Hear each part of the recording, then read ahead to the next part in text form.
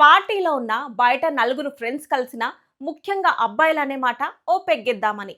అయితే అసలు ఈ పెగ్ అనే మాట ఎలా వచ్చింది? దీని వెనుకున్న హిస్టరీ ఏంటో చెప్తా వినండి.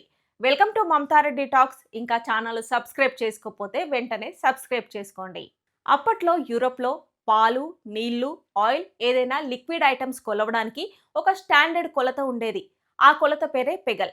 కాలం గడిచే కొద్దీ ఈ పదం యూరప్ సరిహద్దులు దాటి ప్రపంచమంతా పాకింది.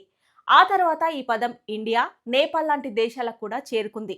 అయితే ఇక్కడికి వచ్చేసరికి దీని అర్థం పూర్తిగా మారిపోయింది. సాధారణ లిక్విడ్ పదార్థాల కొలత కాస్త కేవలం ఆల్కహాల్ కొలిచే పదంగా స్థిరపడిపోయింది. పెగ్ అనేది గ్లాస్ కాదు, అది ఒక కొలత. మీరు తాగే గ్లాస్ చిన్నదైనా కావచ్చు లేదా పెద్దదైనా కావచ్చు, కానీ అందులో పోసే ఆల్కహాల్కి మాత్రం ఒక ఫిక్స్డ్ కొలత ఉంటుంది.